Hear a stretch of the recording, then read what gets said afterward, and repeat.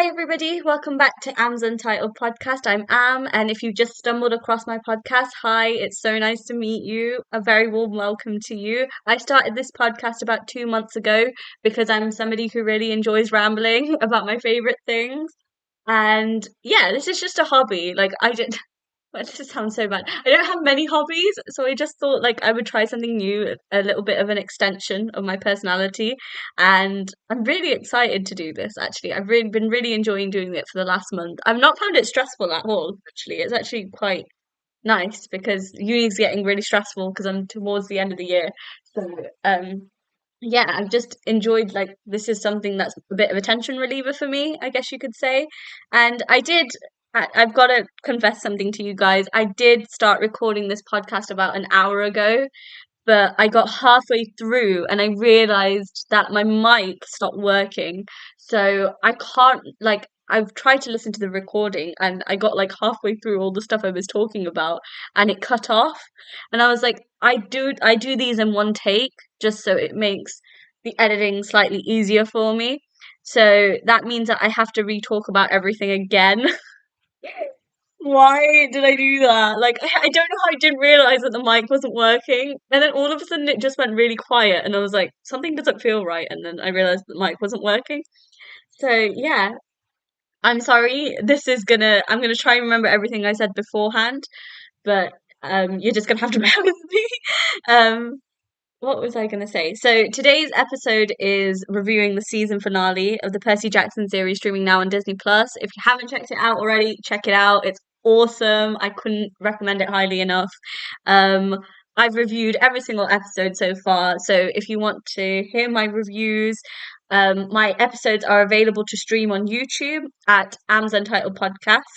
And they're also streaming on Spotify on Am's Untitled Podcast. So you can hear them in both areas. Although I think I'm getting more views on my YouTube, so I don't really mind where you stream it, whatever's easier for you. I know that there's a lot of people that don't use Spotify, so that's why I decided to put it on the YouTube channel, just make it easier for everybody, more accessible.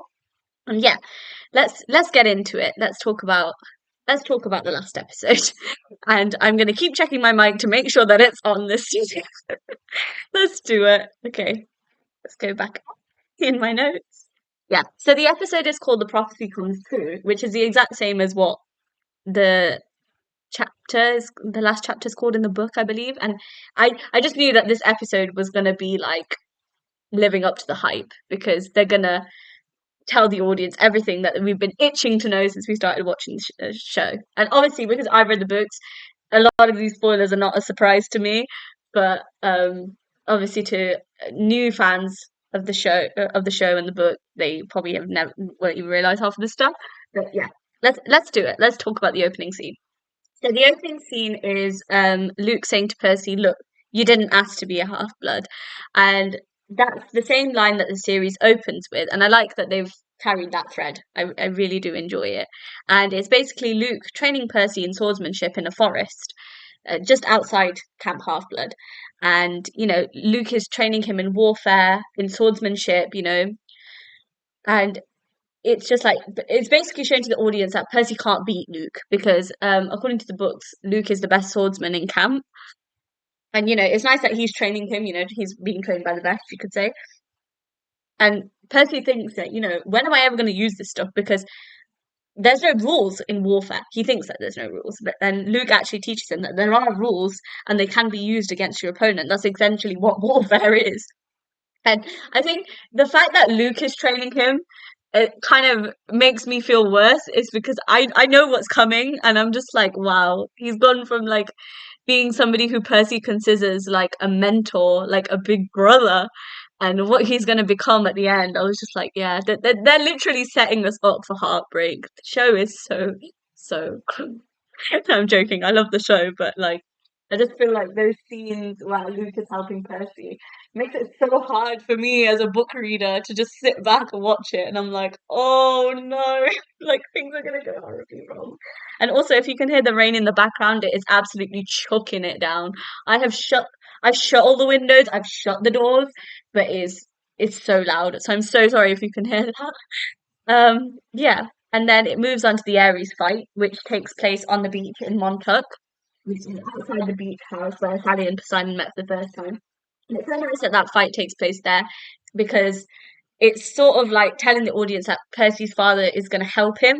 He's going to make sure that nothing bad happens to his kid, which I think is so nice. And Percy challenges Ares to single combat. And Ares, Annabeth, and Grover, they're all looking at each other confused, like, what did he just say? And honestly, like, there's something I talk about in the episodes all the time is the comedic timing in the show is always honestly on point. Like, they're able to find humor in even the direst of situations.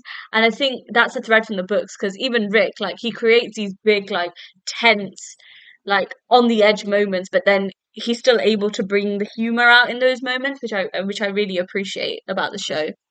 And Percy tells him like, if I draw first blood, you have to surrender the helm, and I get to keep the master bolt. Basically, that's his proposal.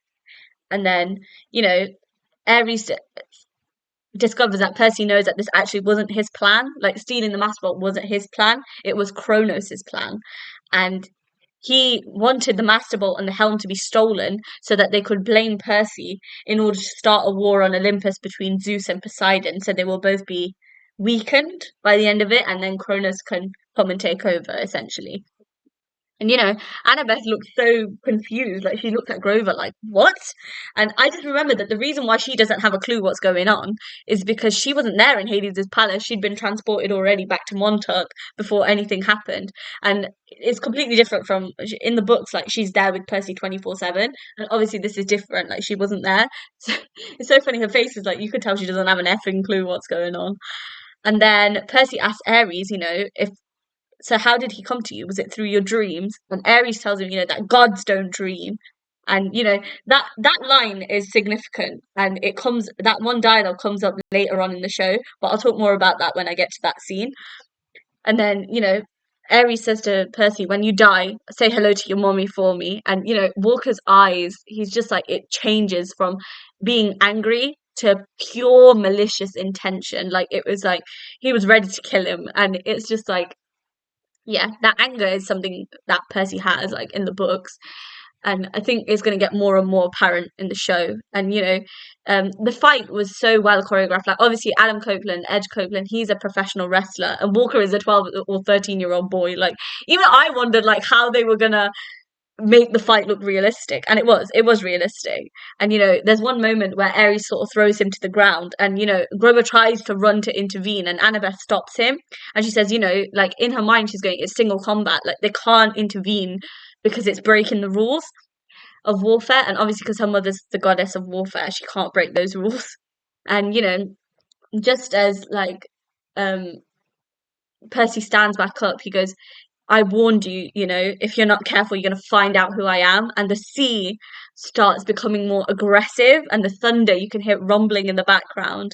And, a huge wave like covers Ares and it sends him flying, like disarming him completely. And Percy grabs Riptide and cuts his ankle, drawing the first blood. And, what I love about that is like the blood that's coming from Ares' ankle is gold, just to signify that he's a god. And I thought that little detail was pretty cool. And then, Ares tells him that, look, you may have won this, but you've won an enemy for life. Like, I'm going to be an enemy for life for you. And he disappears and he leaves the helm behind. At least he's a jackass, but he follows the rules of warfare, I guess, as the god of war. I guess he doesn't really have a choice, does he? And then the next scene takes place in the beach house. Just before Percy leaves for Olympus, and he can hear his mom like calling him into the house, and Alecto appears, and Percy realizes that her quest all along was to retrieve the helm from Percy, not to kidnap him and take it to Hades' palace, basically. And he gives her the helm, but he tells her, I've held up my end of the bargain, so I expect Hades to do the same. And he said, please. It's so sweet. At least he has the manners, like compared to other demigod children, he's got a lot of manners, and that's all Sally's teachings. And Alecto tells him as she's leaving, good luck on Olympus. And it's a little hint to the audience, and the music becomes really intense at that moment, that Percy has to go to Olympus. Like he doesn't have a choice. Like in order to stop this war, he has to put his head on the line, basically. And Grover and Annabeth, like it's taken like a few seconds for it to register. And once they realise what Percy's about to do, Annabeth just tells him, like, no. And he said, I have to. And she says, what for? Like the quest failed, like we missed the deadline, that there's no point anymore. And Percy tells him that he has to get Zeus to call off the war, otherwise it's going to kick off a war in the mortal world. And the only way he can do that is by returning the Master Bolt and warning him about Kronos. And he tells Annabeth and Grover, like, you two go back to camp and warn Chiron that one of the campers is the lightning thief. And Annabeth tells him that Zeus is going to kill you, number one because you're a forbidden child, and number two, it's because he thinks that you stole the Master Bolt. Like, you show up there and you're basically just signing your own death sentence. And Percy tells her, I'm done running from monsters. Before he was so adamant that he wasn't a half-blood, he wasn't a demigod, he wasn't going to fit in. But now he's finally accepted that this is a demigod and this is the life that he's got. And he'll always do what's best for the people around him. And he's such a selfless character, and I think that's another like quality of his that I admire so much. Like, his willingness to do anything for people is so amazing. Rick has created an incredibly amazing character that is actually considered a hero, and he's done more like in this 1 or 2 weeks of being a demigod than I think other demigod children have done in their entire life. And the scene that I'm going to talk about is a little Percabeth moment where Annabeth takes off her necklace from Camp Half-Blood with her dad's ring on it, and she gives it to Percy. And, the ring on her necklace is not like explicitly stated in the show, but it's her dad's college ring. And it's basically the only part of her dad that she has left. And by her taking off that necklace and giving it to Percy, she's basically telling him without words that she trusts him and she believes in him. And I think Percy knows that too. Like, she's made this big move and it's such a change in their relationship. And that scene actually in the books happens before the Ares fight, but I like that they've changed it before he goes to Olympus, because obviously he's in more danger by going to Olympus than he is with the Ares fight. And it's almost like saying to, like, Annabeth's way of saying to Percy, like, look, I might not be there in person, but I'm there in spirit. And yeah, oh god, guys, it's so cute. Can we just talk about the way that he looks at her? Like, he doesn't even blink. He's just looking at her. Can't, like, I literally can't. They're so cute. Like, oh my god, I get excited over the littlest things when it comes to them. Like, I'm a die a happy Percabeth shipper by the end of this show, I think, because they really do justify the books, and Walker and Leah were just the perfect casting for this show. And my favorite part is Grover just awkwardly watching them. He's just standing there like blank. I think it's just a moment of realization where he's like, I'm gonna be a third wheel like for the rest of my life. Oh, it was so good. It was so good. Anyway, the next scene is the Empire State Building / Olympus, because obviously, if you don't know, the Olympus is directly on top of New York. And, Percy tells the doorman that he's here to see Zeus, and he basically just drops the Master Bolt in front of him and says, I don't have an appointment. That Percy nature that I love so much. Yeah, that's something straight from the books that I'm so happy that Walker brings to the screen. I think it's because he's read the book so many times that he's literally knows the character inside out, and you can see that in his performance. And can we just talk about that Olympus set? Because wow, it was stunning. Honestly, like, I've never seen anything like it, and I'm so sad that there was only like a 10-second look about how it looked like. I would have loved to see more, like, the architecture and the design and the thought that's gone into it. It was, oh my god, chef's kiss, gorgeous, absolutely gorgeous. And it shows a little flashback as Percy's walking up to meet Zeus of him and Luke. And Percy realizes that the only reason why God to have children make demigods is so that they can break the rules that the gods can't. And Luke is like, yeah, you finally get it. And he looks like such a proud brother. And I'm just like, this show is like destroying my heart. Like, honestly, like, I'm just like, I knew I was going to cry in the betrayal episode, because I was just like, they're really just building this up so well to then like pull the rug from underneath us. It's insane. And Luke tells Percy about Annabeth's arachnophobia. If you don't know what arachnophobia is, it's just basically a fear of spiders. And it's something that every child of Athena suffers from. And this is because I'm just going to go into a little bit of context. Athena and Arachne. So Arachne, I believe, is the mother of spiders. I think that's what title is. I don't know. And there's more about that in Heroes of Olympus. And they basically got into a fight and whatever. And that's why all of the Athenian children suffer from arachnophobia. And I think that's a nice thread that they can pull in future seasons. And hopefully, if they do Heroes of Olympus, particularly Mark of Athena and House of Hades, we get to see more of that. Um, I really got my hopes up high, guys, for this. I don't mind if they're movies. Like, I genuinely don't mind if the Heroes of Olympus books are movies and not a TV show. Like, I'd still watch it. But yeah. Anyway, and Percy meets Zeus and he gives him the Master Bolt back and he says, I didn't steal it and neither did any of my friends. And I was just like, oh, why? Why did he say that line? And I think the writers put it in the show on purpose because they're just like, yeah, we're gonna build this betrayal up. We're gonna break everybody's heart that's watching the show. um, yeah, and Lance Reddick, he made the perfect Zeus. Like, I hope he was resting in peace because his performance as Zeus was insane, and I'm really interested to see who they recast him with. And Percy tells him that it was Kronos' plan to steal the Master Bolt, and Zeus just sort of like dismisses him, like, yeah, okay, whatever. And Percy tells him that the war can't continue, and he's basically making Zeus like incredibly angry. And Percy tells him, your family is a mess. Like, they don't support you because they love you. They support you because they're afraid of you. And how how powerful are you going to be when your dad shows up looking to put you back in your place?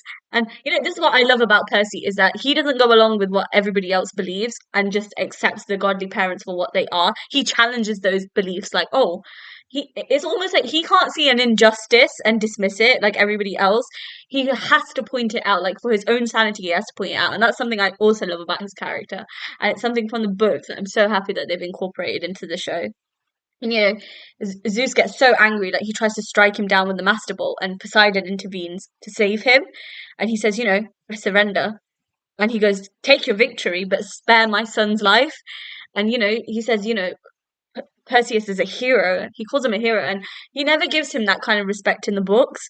So, like, especially in the first book. So I'm so happy that they've put that into the show. And it just cuts to a conversation between Zeus and Poseidon about Kronos in ancient Greek.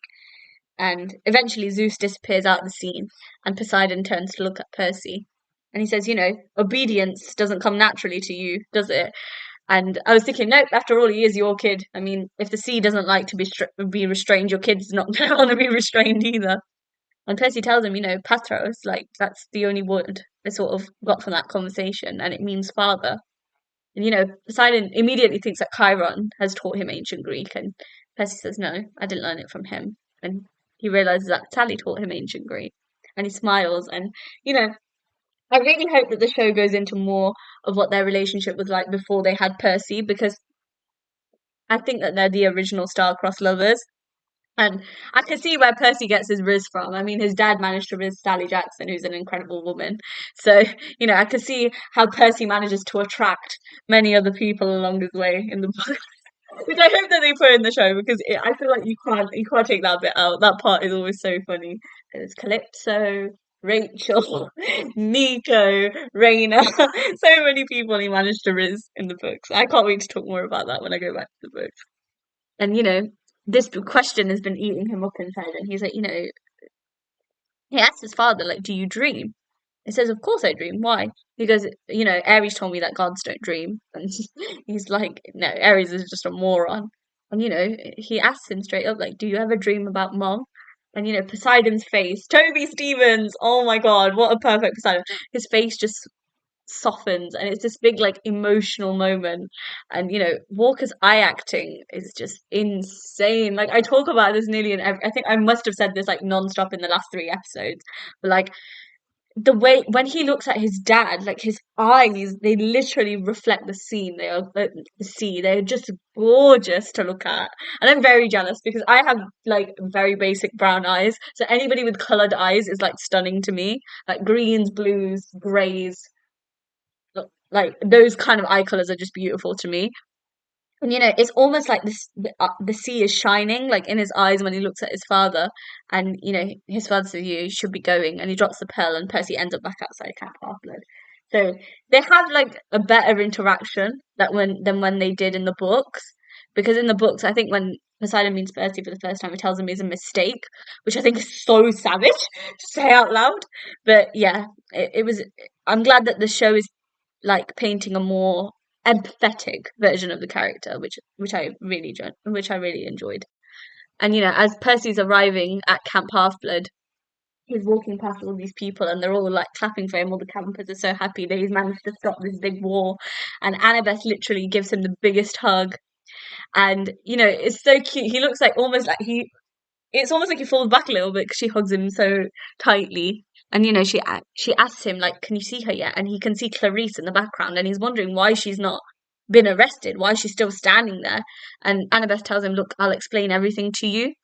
And I think A, she hugged him before because she missed him, but also because she wanted to control his reaction. Like she knows that if he saw Clarice there and Annabeth didn't stop him, he would go up straight up to her to confront her.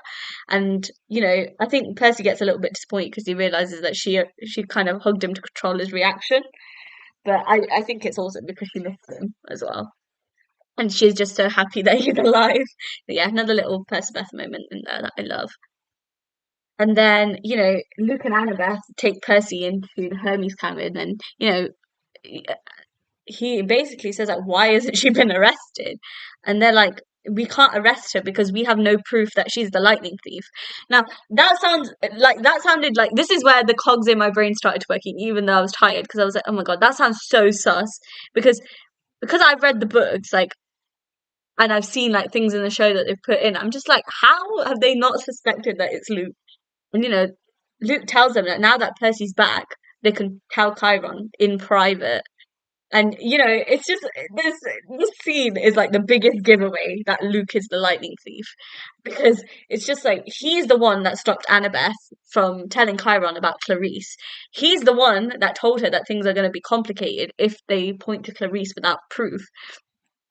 And he's the one now that's telling Percy that, oh, we can tell him now because you're back. Do you know what I mean? It's just there's so many obvious things that are coming out there. And one thing I loved about this scene is Percy looks so jealous. Like he's looking between like Annabeth and Luke. And there's one moment where Luke like touches Annabeth's shoulders and like Percy looks like he wants to kill him. And it's like, oh, possessive. He's very possessive and protective of it. It's so cute. I'm teasing, but I'm not actually. I'm being serious. I noticed that in the books, and he looks so jealous, and I was like, I can't wait. Like, I hope the show pulls on that whole crush thing, because a lot of the Percy and Annabeth, sorry, I'm going on a tangent here. A lot of the Percy and Annabeth tension is the fact that Annabeth just can't accept that Luke is evil and that he would ever do anything like to hurt her. Like that's the tension that Annabeth just can't get over her feelings for him. And I really want to see more of jealous Percy. So I really, really want them to put that in the show. I don't know if they will or not, because obviously they're kids and the whole controversy with the age gap thing. But I would like to see that in the show. I think it would be a really, really interesting thread. And then comes the big reveal of the Lightning Thief. Now, this scene is the scene I've been waiting for in this finale, because I'm just like, how are they going to do it? How are they going to plan it out? How are they going to make it such a big betrayal that nobody can recover, basically? And, Percy tells Luke that, he's still thinking about what the Oracle is saying, and that everything that the Oracle told him was going to happen has happened or is true. And then he recalls the line, "You shall be betrayed by the one who calls you a friend." And then Percy, like the penny drops in his mind, and he's like, "The reason why you didn't tell Chiron about Clarice is because you couldn't, because you knew for a fact that she didn't steal the Master Bolt. You did." And, Luke just is like, he looks so upset. Like he finally realizes that he's betrayed Percy. I don't think up until now, like it was such a big deal, but it is. And like he's like, honestly, Charlie's acting in the scene is chef's kiss in the scene. Like he brings Luke to life so well, and he brings like this vulnerability to Luke as well that is not as much in the book, but is more in the show. In the book, I think Luke is more of a jackass. I'm glad that they gave him a more vulnerable side. And then Percy realizes that the shoes that Luke gave him were meant to pull him down in Tartarus so that he could deliver the bolt straight to Kronos. And Luke tells him like, "I didn't think that you'd give them to Grover to wear." Like honestly, and Walker's got like his eyes are like teary, both of them, and those tears were unscripted, by the way. Oh my god, they're acting. Oof, wow! It's just as somebody who loves acting, like oof, that scene was just perfect. And Luke tells him that Luke tells Percy that, "Look, you aren't my enemy. The gods are my enemy, and I'm actually here to recruit you." And Percy looked so betrayed and hurt. Honestly, I'm not gonna lie to you, I had tears coming out my eyes. I was like, whoa, I was just like, they've built up this whole thing. Like, I can't imagine how Percy must be feeling.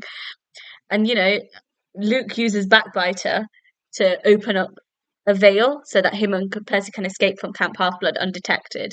And Luke tells Percy that, our parents are bad people and they've gotten away with it for way too long. So he's still holding on to this hatred for his dad. Like, his hatred for his dad is what's fueling this entire thing because of obviously what's happened to his mom and stuff as well. I don't think that that's helping the situation. And, Percy defends them. He says, our parents, they're not perfect, but they're trying their best with what they have. And as soon as Percy mentions Hermes, oh my God, Luke's entire body language changes and he looks so consumed by hatred and like just this want for revenge. And yeah, but like Percy's like, look, this isn't you. Like, this is Kronos. And he looks so distraught. And you can see that he genuinely doesn't want to fight Luke. Like, he genuinely likes Luke so much and he respects him so much. And he just can't understand why he's doing this. And, he says that Luke tells him, like, look, I want to bring Kronos back. I want to bring the Golden Age back because anybody's better than our parents. And there's one bit where Percy accidentally cuts him and he's like, oh, I'm so sorry. Like, I didn't mean to do that. And he retaliates and he hurts Percy back. And I think it's at that moment he realizes that Percy isn't going to join him. Like, no matter how much he understands Luke's situation, like, he's never going to join him. And then, Percy gets knocked to the ground, and just before Luke can harm him, you know, a dagger goes flying that stops him. And Annabeth appears. She takes off her invisibility cap, and she goes, I heard everything. And it's just like, I can't imagine, like, if the betrayal is bad for like Percy, imagine how she feels. The person that she looks up to, the person that's protected her all her life, has now turned against her and tried to hurt somebody that she cares about. And I think Luke, he looks so heartbroken as well because he realized that he's just lost her forever. And he keeps looking like between them, same way Percy was looking between Luke and Annabeth before. He's looking between them because he's realized that she's chosen Percy over him and that she would kill him just to protect Percy. And, he runs through the portal and he disappears. Now, this scene is completely different from the books because, number one, Annabeth wasn't present from the books. She wasn't there in the scene. And another thing is that actually Luke doesn't come to recruit Percy. He comes to kill Percy by putting a scorpion on him, which I think is a cool idea, but I like this change because it's more fitting for the show. And I'm also glad that Annabeth was there for the betrayal because that's going to make like the way they take the next season, seasons to come, even more different. Because I can't wait to see what the writers do with the show and what Rick's ideas are for the show. Because I think it was really important that Annabeth was there for that moment. At least for me, like, I'm so happy that she was there. And the scene cuts off and Percy and Annabeth don't really say anything to each other. And then comes the scene where Percy's gonna leave Camp Half-Blood basically to see if his mom has come home, if Hades has returned her basically. And Chiron says to him, like, are you sure you don't want to be escorted? And he goes, I don't think Luke wants to kill me. But Chiron says, that's not the bit that worries me. He goes, it's the fact that you understand where Luke is coming from, and he knows that you'd be a valuable ally for this war that's coming. And Chiron tells him, you've made me really proud. That banter between Dionysus and Percy, the final banter. I can't wait to see more of them in future seasons. I don't know if it's in Battle of the Labyrinth where they have like this really cool scene together. I'll have to talk about it. It's so good. Can't wait to see how they bring that to life. And Percy eventually leaves to the outskirts of Camp Half-Blood, and you can see Annabeth standing there at Thalia's tree. And he asks her, like, how does she feel about you going home to see your dad? And she tells him that, oh, like, I'm sure that she's happy for me and whatever. And he said, how do you feel about it? He's always asking her how she feels, and I think that's such a big thing because I don't think anybody up until this point has ever asked her how she feels. So yeah, it's nice that he does that for her. And she says that, oh, my dad wants to take me to Disneyland, but I don't know what that is. Obviously, she's not seen any movies or anything. She's not going to know. And, he just smiles at her. And, I think it's that moment where he feels like she's never had a chance to be a kid. And he just wants her to be happy and to enjoy herself. And he just tells her, be a kid. And I think it's a nice moment because it's a little hint. Because in the second book, Percy's such a simp. Like Annabeth sends him a picture of her at Disneyland, and he like keeps it in his notebook. It's so cute. Get a man that's obsessed with you like that, guys. He carries your photo around. No, I'm just joking. So cute. Any other pair of people, I think that that's so cringy, but because it's them two, I think it's so cute. And Grover comes to him and he tells him, like, "Look, I finally got my searcher's license to go. I'm officially authorized to go and find Pan." And he tells him that nobody's like ever bothered to check the seas. And Percy tells him that if you ever need anything, like I'll always be there. And they make a nice pact that they're gonna meet up there next year, and they give like this final hug. And I'm not gonna lie, I shed a couple of tears. I think I get emotional because like I grew up with these books, and like I got to watch like the Harry Potter trio grow up, and like now I'm gonna get to watch this trio grow up, and I'm gonna become like I'm already a like, sort of adult, but I'm gonna get to like see them completely transform into animals. I'm gonna get old as I'm watching this show. That's what I've realized. I'm gonna get old, but it's fine. It's okay. It's all good. I can deal with it as long as and like I can't wait to like share this with my sister. At the minute, like I feel like she's like, oh, I'm not gonna like it. I'm like, you will. I goes, just have faith. I can't wait till she's a bit older and she starts reading the books. So I've got somebody to fangirl with because at the minute everybody in my house thinks I'm a fucking psycho. Anyway, this Percy Jackson obsession is a big problem. Let's just put it like that.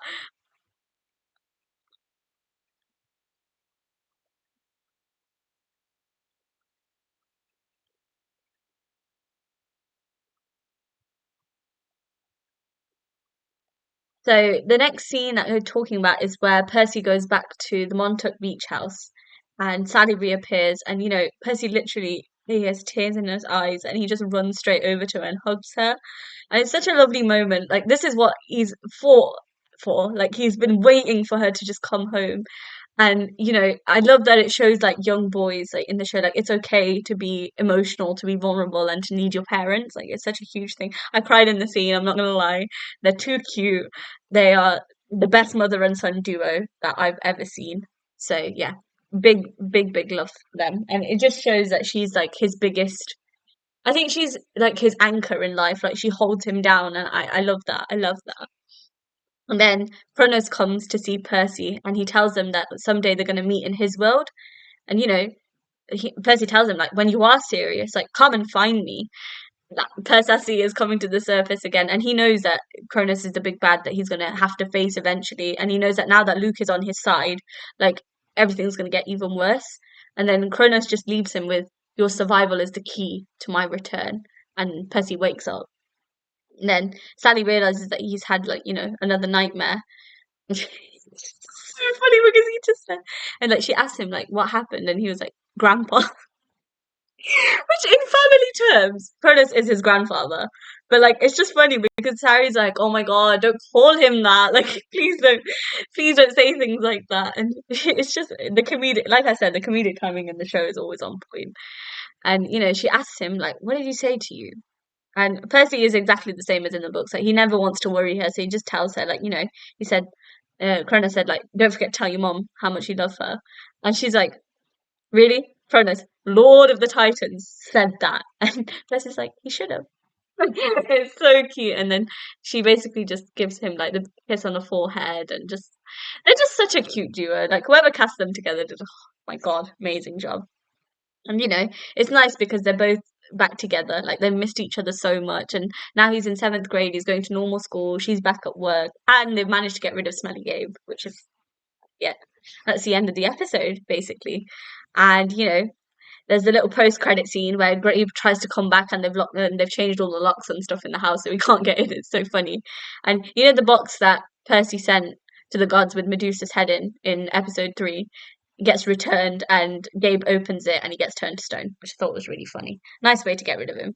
Get lost, asshole, basically. So my final thoughts: it was the finale definitely lived up to the hype. It was great. I think Luke as the lightning thief would have been a shock to me if I hadn't read the books. And I was almost like, when I was watching the scene of Luke's big reveal, I was almost like, why am I shocked by this? I've read the book. I know that he's the lightning thief. Why am I getting surprised by this? Yeah, Percabeth honestly was Percabething in this episode. There was so many cute moments, so many cute hugs and little things that I loved. I loved them. I can't wait to see more of them in the next season. And I loved the scene between Poseidon and Percy. I hope we get to see more of that relationship as well. like I said, rest in peace, Lance Reddick. He was awesome as Zeus, and I can't wait to see who they cast to replace him. The Olympus set was just so beautiful, and I can't wait to see more of that in future seasons as well. I honestly couldn't have imagined something better. It's way better than what I imagined from the book, I can tell you that. And it's one of the best episodes in the series, like hands down. That Ares fight was so good. And yeah, hope we get to see more of Ares in future seasons as well. And yeah, I'm really excited for season two. I can't wait to see what they've done with it. It's the Sea of Monsters, so I'm really excited to see what they do with it. And then I'm just gonna end on sort of my ranking of the episodes. So what I think is the best down to what I think maybe isn't one of my favorites. So episode 5 is definitely my favorite episode, Tunnel of Love, the bit I was looking forward to most in the season. I'd say episode 7 and episode 8 are tied. Like I can't decide which one I love more, but I think that they're both great episodes. Then in third position, I put episode 3, just for Medusa. I thought that Jessica Parker Kennedy as Medusa was great. I loved episode 6. The whole Lotus Casino thing was so cool. Yeah, and I loved that they put Hermes and stuff in that episode. I thought it was great. Episode 2, which was kind of like the introduction to Camp Half Blood, I thought that was amazing. And, just setting up relationships for future seasons, I think that was good. Episode 1, I put as my second least favorite. It wasn't a bad episode to start with, but like it was a good opening for people that haven't read the books. But it's just definitely not one of my favorite episodes. And then the last episode I put is episode 4. I don't know why I didn't love it as much as I thought I would. It was a good episode, don't get me wrong, but yeah, wasn't really the best. Yeah, that's kind of my rankings of the episode so far. So yeah, thank you so much for listening in. I finally finished all my reviews of the show, and I'm probably going to sit and binge it by myself now, just because I'm crazy. I'm going to sit and rewatch it, where I don't have to stop it to take notes. But yeah, the next episode of the podcast is me. I'm going to be reading the Lightning Thief book and talking about it. I'm so, so excited. I'm going to do all 5 books, the first 5, and then I'm going to do Chalice of the Gods. And then in September, hopefully, when I get my hands on the new book, I'm going to do the same for the new book. And then I might move on to something different. I haven't really thought about it too far, but I know that the next few episodes are going to be on the first 5 books in the Percy Jackson series, so stay tuned for that. Thank you so much for listening. I'm so sorry. These episodes are so long. It's because I ramble so much, but I really hope you've enjoyed it. Thank you all for the support and listening in. I really appreciate it, and I will speak to you guys in the next episode. And I will also post on Instagram when the episodes are available to stream on Spotify and YouTube. Thank you so much again. Big hug to everybody. And I will see you in the next episode. Bye.